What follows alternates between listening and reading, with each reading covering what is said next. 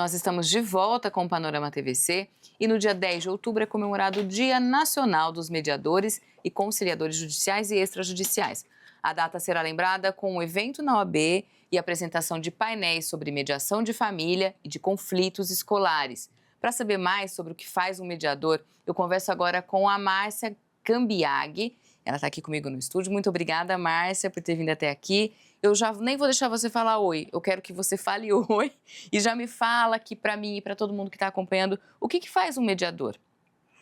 Boa tarde a todos. Muito obrigada pela oportunidade, porque é um trabalho que existe há muito tempo, mas formalmente novo, porque são 10 anos que existe uma legislação regulamentando essa atuação do mediador e a gente vem buscando ainda mostrar para a sociedade o trabalho deste profissional, que é um trabalho maravilhoso, que promove a cultura de paz, que resolve as demandas que poderiam ou que em outro momento estariam judicializadas com anos de espera para uma pacificação, um retorno de diálogo.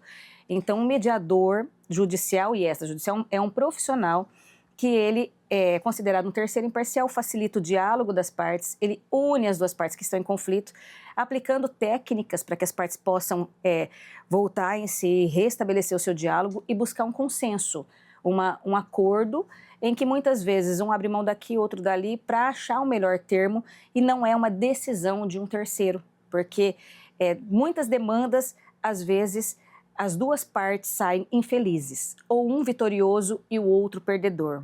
E aí, o que a gente sempre ouve no final de um processo é, vamos recorrer. Então, aí esse processo vai delongando, vai para os tribunais superiores, e aquilo dorme no travesseiro com o demandante, com a parte.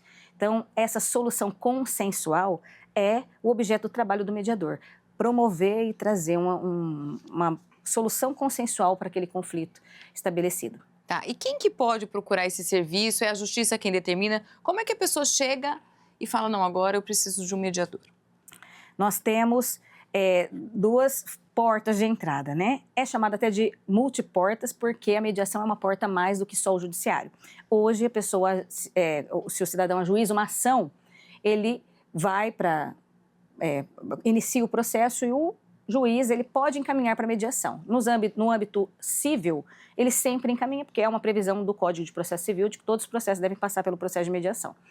Então, ele é encaminhado para uma tentativa de conciliação com o mediador profissional, conciliador profissional, para tentar resolver, e o processo muitas vezes morre ali, se tem um acordo, o juiz só homologa, e algumas vezes ele ainda segue e pode ter a mediação, a conciliação no decorrer ainda do processo. Ah, tá, não só inicialmente, Não né? só inicialmente, Pode tem uma tentativa inicial e muitas vezes o acordo acontece lá na execução. Ganhou, mas não conseguiu levar, e aí tem uma outra oportunidade de conciliação no futuro, ou uma parte pede, e aí eles conseguem entrar no acordo, então vamos pagar assim, assim, assim, e um mediador facilita isso. Então pode ser processual, mas também pode ser pré-processual, antes do processo, extrajudicial, a parte procurar. É muito comum que as partes às vezes procurem a defensoria encaminha esse cidadão para uma mediação extrajudicial antes de ajuizar a ação. Então, é um serviço muito eficaz, porque às vezes evita o ajuizamento de ação. Nós temos hoje Centro Judiciário de Solução de Conflitos, todo o estado de São Paulo, temos mais de 300 centros judiciários de solução de conflitos em quase todas as comarcas do estado. E esses centros judiciários, eles são do tribunal, mas são extrajudiciais. Então, a pessoa pode buscar lá. Mas tem câmaras privadas. Hoje, em Rio Preto, tem a ELOS, Câmara de Mediação e Conciliação, que é uma câmara vinculada ao nosso CIMEC, ao nosso sindicato, que fica na esquina do Sindicato dos Motoristas. Lá é uma câmara de mediação, a pessoa busca e ela pode resolver a demanda dela extrajudicialmente ali. Se for caso de que precisa de uma homologação, tem um filho menor e tal, encaminha-se para homologação, e aí tem uma homologação judicial, e tem demandas que não necessitam disso, até porque o acesso à justiça não significa o acesso ao judiciário, ao poder judiciário. É possível que as partes façam um acordo, reduzam um termo e ele tem um valor de título executivo. Tá. O evento comemora também os 10 anos da Lei da Mediação, né? O que essa legislação traz para a sociedade no sentido de resolução de conflito? É isso tudo que você disse? Por que estar respaldado pela lei é importante? Essa lei, ela trouxe um marco de impulsionamento para uma política pública que existe desde 2010.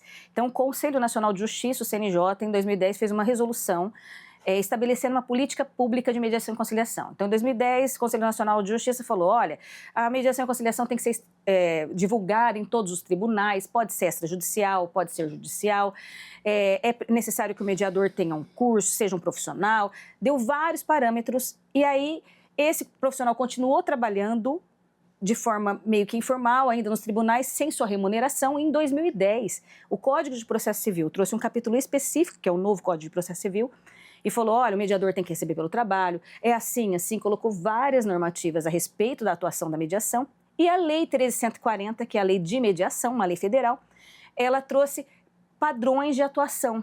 Tem que ter mais que 21 anos, você tem que fazer o curso, pode ser judicial, pode ser extrajudicial. Então, ela delimitou a atuação do profissional. Então, uma lei que acabou trazendo o impulsionamento para essa política pública, que passou a ser mais profissional. Daí, então, começou-se a ter uma organização de remuneração, de profissionalização para essa classe.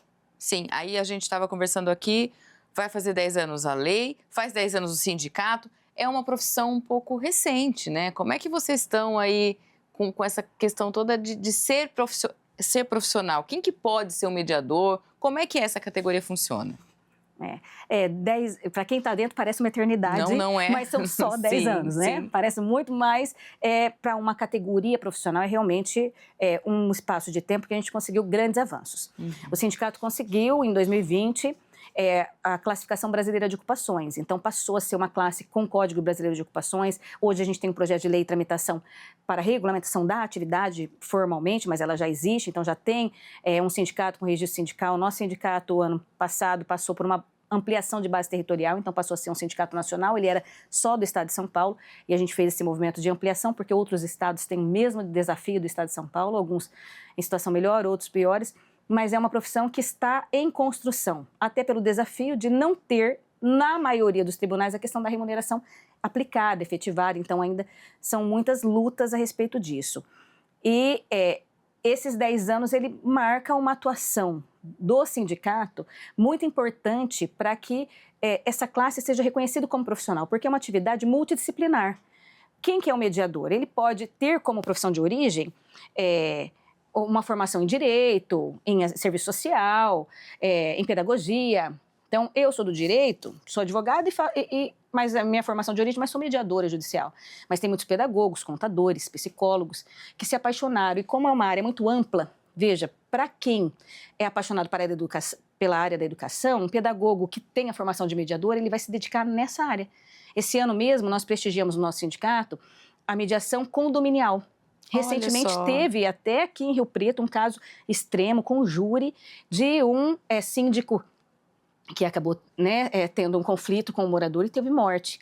E uma demanda que poderia ter sido resolvida por um mediador dentro da esfera ali condominial com a sua aplicação de técnicas. Então, é uma área muito ampla. E a mediação escolar. Quantas vezes a gente vê brigas na saída de escola e tal? E é uma atuação onde o quando a gente fala mediação, a gente já pensa judicial, né? Eu acho que é meio automático a gente pensar na resolução de um conflito que esteja correndo na justiça, né? Mas eu queria que você falasse sobre isso também. Vocês atuam em outras esferas, né? Mas aí quem que pode, por exemplo, nesse caso que você mesmo deu de exemplo do condomínio, quem que pode essa situação aqui nós não vamos conseguir resolver, vamos buscar uma mediação? Isso pode ser acionado pelo síndico? Isso pode ser acionado pela empresa, por um morador? Quem que pode recorrer? Então, esse é o maior desafio até, que é a divulgação desse trabalho, porque são só 10 anos, então 10 anos de uma luta para que essa política pública seja conhecida, porque é uma política pública e ela pode ser resolvida extrajudicial, então não preciso de ajuizar uma ação, eu posso buscar uma câmara de mediação e conciliação, como a Elos, por exemplo, que eu citei, que é uma câmara instalada aqui em Rio Preto, com mediadores profissionais, que todos os mediadores vinculados ao sindicato, eles fazem parte dessa Câmara. Então, pode ser mediação virtual, porque hoje tem todo um valor, e a gente atende todo o Estado. Então, ele pode buscar essa Câmara de Conciliação, ele pode buscar a atuação pré-processual do tribunal, num Sejusc. O Sejusc, que é o Centro Judiciário de Solução de Conflitos, hoje fica no espaço próximo ao UNIRP, que é do Judiciário em parceria com a faculdade, que estabeleceu o espaço ali de mediação extrajudicial, pode ser encaminhado por lá. Então, é buscar um caminho de de mediadores profissionais. Então, o próprio síndico poderia falar, olha, vou ligar na Câmara, entrar no site, fazer um cadastro e ver se eles podem atender aqui.